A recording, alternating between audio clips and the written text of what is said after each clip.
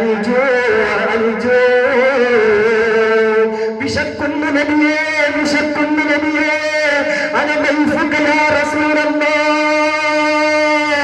ഞാൻ അങ്ങയുടെ അതിഥിയാണ് നബിയേ, ഭക്ഷണം കഴിക്കാൻ ഭക്ഷണമില്ലായിട്ട് വിഷം കെട്ടിയ വയറുണ്ടായിട്ടാണ് അങ്ങയുടെ റൗളയുടെ ചാരത്തില് വന്നിട്ടുള്ളത് നബിയേ എന്ന് വിളിച്ചു പറഞ്ഞപ്പോ അവിടുന്ന് അതാ അങ്ങനെ അവിടെ വെച്ച് ദുആ ചെയ്തുകൊണ്ട് മസ്ജിദുൻ നബവിയിൽ ചെന്നിട്ട് ബഹുമാനപ്പെട്ട അബൂൽ ഖൈറുൽ അഖ്തഅ റളിയല്ലാഹു അൻഹു അവിടെ കിടന്നുറങ്ങുന്നു. സ്വപ്നത്തിലേക്കതാ നായകരായി ചമൻ ചമൻ കിതികശി സത്യാര ശബ്ദനേ നബി നബി നബി നബി നബി ആദരവായ പ്രവാചകൻ വരികയാണ്.